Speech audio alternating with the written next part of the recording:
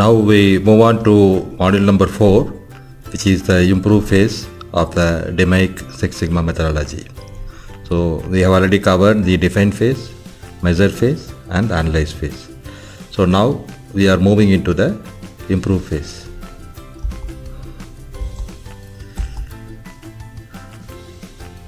So by the end of this phase, you will be able to explain simple linear regression and discuss multilinear regression. So in improve phase, we are trying to take the improvement actions on a pilot scale and find out the solutions for the problems.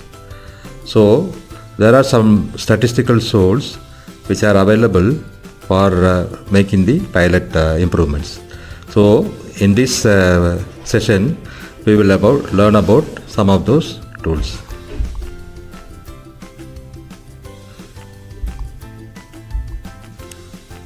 So first we start with the tool that is simple linear regression. So in this session, we will be able to define correlation analysis, explain regression equation and describe residual analysis.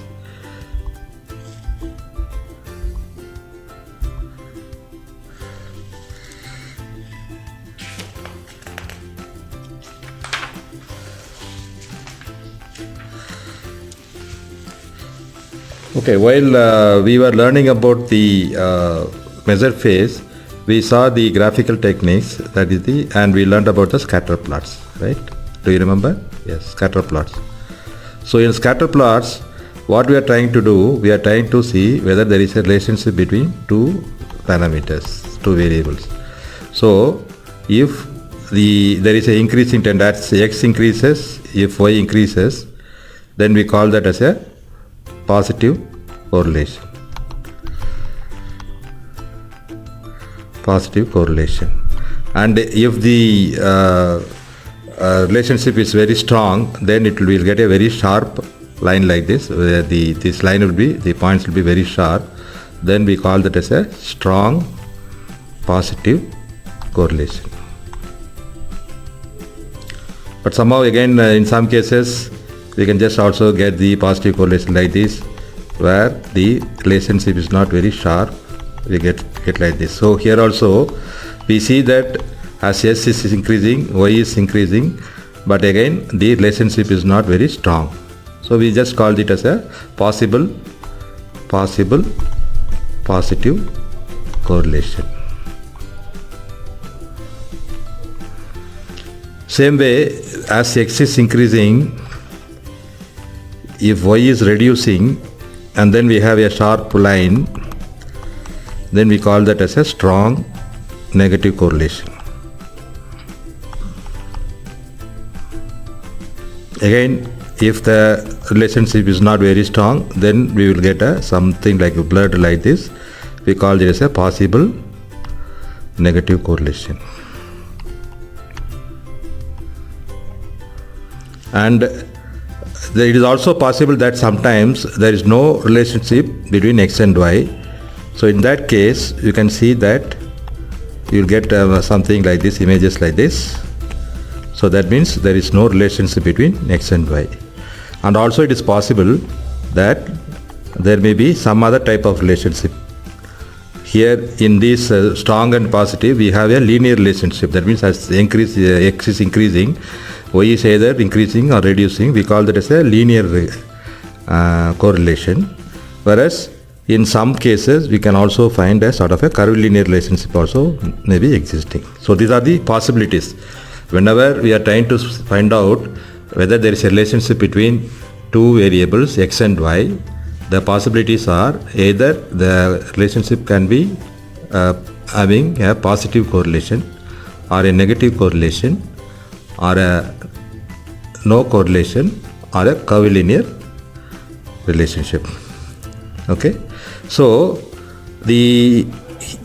from the scatter plot, we will be able to know only that a relationship is existing or not. We will not be able to quantify the relationship. When we say it is strong, we don't know how much strong it is, and when we say it is weak, we don't know how much weak it is. So in order to quantify the relationship, then we have one measure which we call that as a correlation coefficient. So this correlation coefficient is an indication of whether what is the extent of relationship between two variables. So normally this type of correlations are found when the two variables are continuous variables. I think you remember what is the continuous data. It is the outcome of a measured data. Say for example, if you want to find out whether there is a relationship between the height and weight of boys, then height is measurable, weight is measurable, so both are continuous variables, and for this we will be able to plot a correlation graph, scatter plot, and then from the scatter plot you will be able to derive at what is the correlation coefficient. Okay, so the unit for measuring the correlation coefficient, we call that as a R. The correlation coefficient is indicated by small r. So small r means that is the correlation coefficient, and the value can vary between -1 and +1. That means r can take any value between -1 and +1 including 0. So if r value of -1 indicates very strong negative correlation. So when we saw here, whenever we are having a very strong negative correlation, then in that case r is equal to -1. Same way, whenever we are having a very strong positive correlation,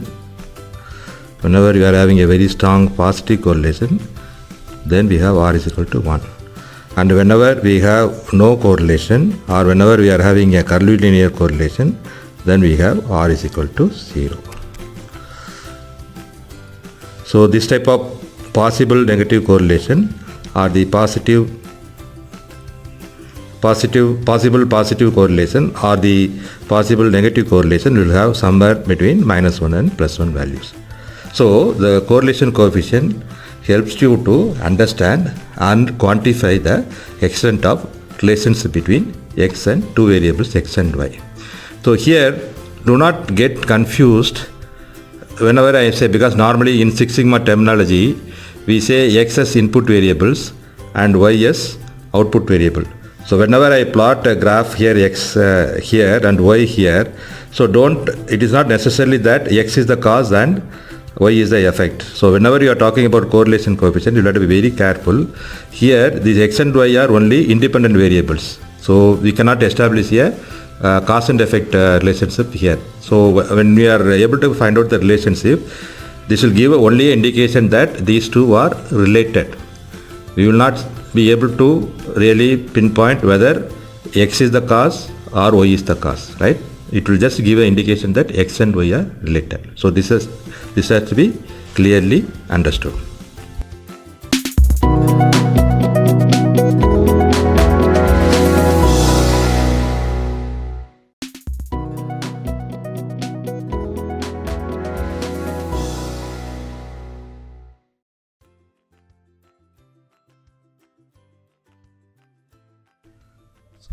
In this session, we will learn about the regression equations, that too mainly on the simple linear regression equations. So the simple linear regression model is also known as a straight line model. So it gives us a relationship between one y variable with one independent x variable. So the type of equation what we are trying to build up here, or the type of relationship what we want to build up here, is in the form y is equal to a plus bx, where a is the intercept and b is the slope.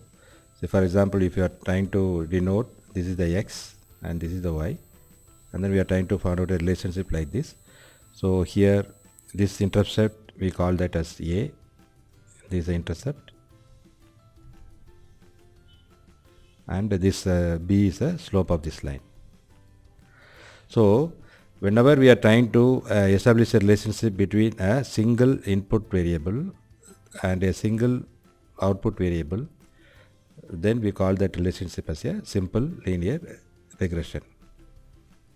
So let us take an example. So when we have a regression relationship. We just see an example here. A study was performed on wear of a bearing Y and its relationship to X1, that is a oil viscosity. So the following data were obtained. Fit a simple regression model to the data Y versus X1 considering alpha is equal to 0.05. So again you are having here the data here. Y is the wear out of a bearing and X1 is the oil viscosity. So now you want to establish a relationship between these two variables. So whenever you just put this data into Minitab and then get the regression analysis, then the equation we are getting is Y is equal to 228 minus 2.86 into X1. So this is actually in the form A plus Bx, where A is equal to 228 and B is equal to minus 2.86. So whenever we are trying to get a relationship between two variables Y and X in the form A plus Bx, then we call that as a simple linear regression. So here we find that this X1 we are getting the p-value of 0.031. So since the p is less than 0.05, so that means this X1 is a critical X factor. Since p is less than 0.05, so the X1, that is the oil viscosity, has got a impact on the wear out of the bearing. So that is proved.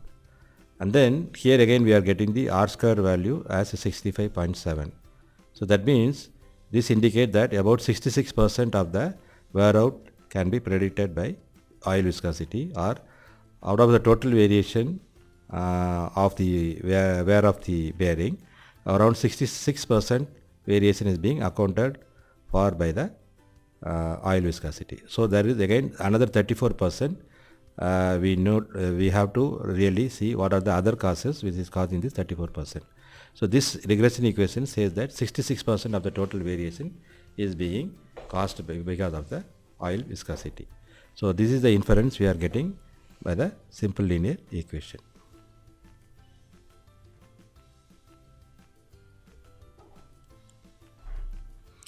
And then we also do a regression residual analysis. So whenever we are doing the residual analysis, we will just see the normality plot. So we'll have to check whether the residuals are following or having a normal distribution. Then whether the versus fits, whether we are having equal distributions above and below the middle line. So whether the graph with respect to the fits are randomly distributed above and below the middle line without any trend. So here we are seeing that all the points are distributed above and below the middle line without any pattern. So fits is also okay, normality is also there, histogram is also showing a normal distribution there.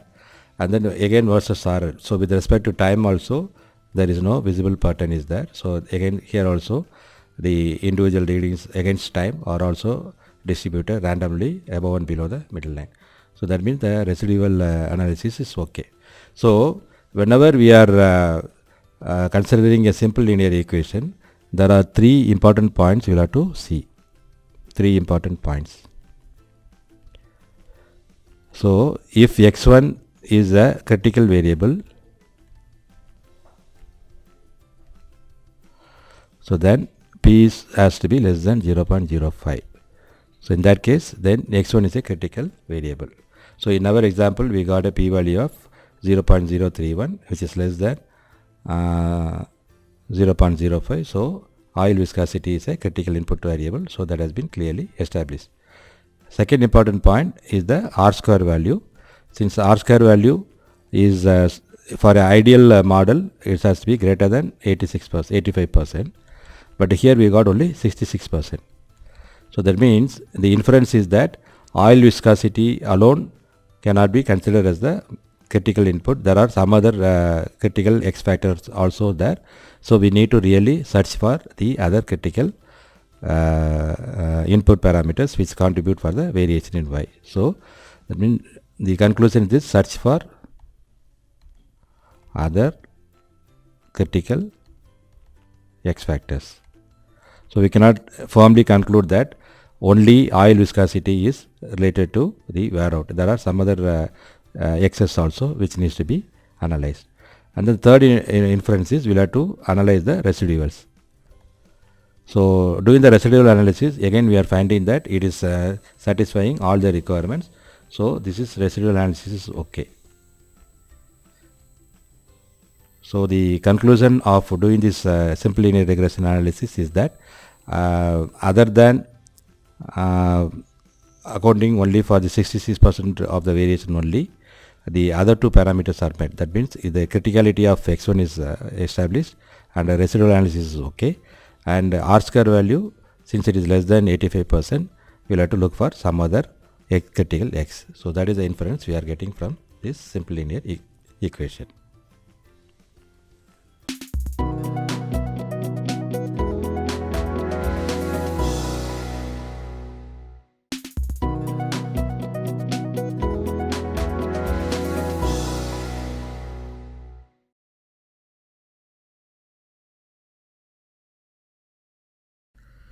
Okay, so whenever we are doing the regression, I told that there are two ways of checking whether the relationship, the regression equation, whatever we are getting is valid or not.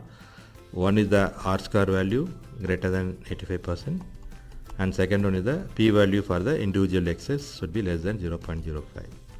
And there is a third requirement, or what we call it as a residual analysis. So that is also important. So what is the residual analysis, or what is the residue? So whenever say we are trying to build up a regression, what we are trying to do, say for suppose the points may not exactly fall in a straight line. Okay, suppose you are trying to find out the relationship, so and we are trying to plot the scatter plot, so the points will be like this. So whenever we are trying to fit a regression line, the software will look to just say what is the best possible line that can be drawn, right?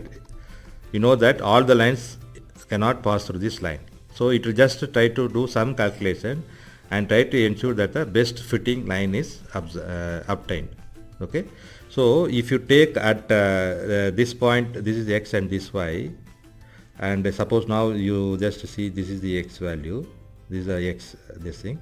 So at this, the actual value measured of y, suppose if it is 10, but the regression equation is going to tell maybe it's only 9, right? So there is a difference, right? Because this regression line is not passing through this particular point.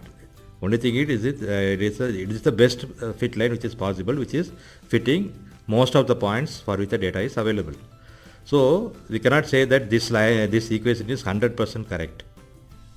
So then whatever the difference between the actual value and the expected value. So this is the actual value is 10. So the difference between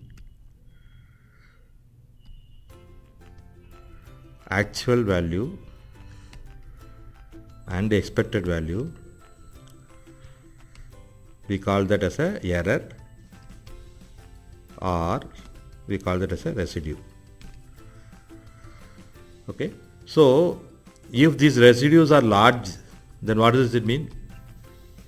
So that means the equation, the regression equation may not be very much accurate, because the approximation has gone to a very great extent. So if the residues are very less, so that means the equation is more reliable. So we'll have to do an analysis on the residues. So that's what we call it as a residual analysis. So this is also an important action you need to take while we are analyzing the validity of the regression equation. So here, say suppose here regression model says y is equal to yi plus ei, where y is the observed response and yi is the expected response and e is the error or residual. So while we are doing the residual analysis, what we check? The lack of fit. Lack of fit means, so if it is exactly fitting, that means the particular point should lie exactly on the regression line. If it is not fitting, so that means the point is not lying exactly on the line. So how far it is varying. So this fit will give you what is the distance it is deviating from the line. And then random error. So random error is the error in estimating y caused by random variability in x for a fixed value of x. Because what happens is whenever you are collecting the data and suppose you are having three variables x1, x2, x3 and then you are trying to measure y. Suppose you just repeat the same trial 3 times and then you are trying to find out the value of y. So first time you may get say value of 10, second time you may get a value of 10.7, third time you get a value of 9.3. Okay. When you are setting x1, x2, x3 in the same settings, you cannot get the exact value for y in all the three equations. Why? Because there may be some errors in the experiment. We call that as a experimental error. So we also call that as a random error. Why? Because we know that there are, in addition to these three variables, there are some more causes which can be controlled or which cannot be controlled. So that will contribute to this variability, right? So that is the reason we have identified only 3, but maybe x4, x5 is also existing. So we don't know whenever we are doing the experiment whether x4 and x5 also are in the same level. Whenever you are doing these 3 trials, we do not know. So that is the reason when there is a difference is there. So this difference we call this a random error or a random error or a experimental error. So whenever we are doing the regression, we also do the residual plots, which include the histogram, normal plot of residuals, residual versus fitted value, and residual versus run order. So what we are doing, so whenever we are doing this regression in Minitab or any statistical software, we get these 4 type of plots. So what we need to check, the normal probability of plots. So whenever you are plotting the residuals, so standardized residuals, whenever you are plotting this curve, then this should be have a normal distribution. The residuals should be normally distributed. So you just check whether the p-value is greater than 0.05. So if the p-value of the normal plot if more than 0.05, so that means the residuals are normally distributed and the regression equation is good. So whenever we are just checking for the fits, so fits means what? Say for example, now we are having the points like this. When we are doing this regression, we are writing the data, it is like this. So what we are trying to do, whenever we are trying to fit the best possible fit, so we will just try to look for a line where the points are above and below, right? We cannot say that, okay, we cannot plot a line like this and then say that this is the best possible, because here all the points are in one direction, right? One region. So it can never be the optimum line. So if there is an optimum line, what happens is there should be some points above this line and there should be some points below this line. So that's what we are trying to check in the versus fit. So in the versus fit, we should see points which are randomly distributed above and below this line. So if the points are distributed, and there should not be any pattern. So that should be a constant variation. It should not be like it should not be increasing or it should not be decreasing, or it should be all the points are available in one region. If those type of trends are available, so that means this is not right. So here we find that the points are randomly distributed equally above and below the middle line. So that means the residuals versus fit is right. Same way for the versus order. Here also the points should be like random. There should not be any pattern which is seen. So that should be randomly distributed above and below. So versus order is also right. And the histogram should be normally distributed. There should not be any outliers, or it should not be skewed to one direction. So this is also right. So we have to check for all these 4 parameters whether they are right. We will have to check whether R square value is greater than 85% and should check whether P is less than 0.05. If all these 3 conditions are met, so that means the regression value is valid, and whatever the critical excess are identified, that can be taken to the next stage for improvement. So in this session, you learnt about the correlation analysis and regression equations.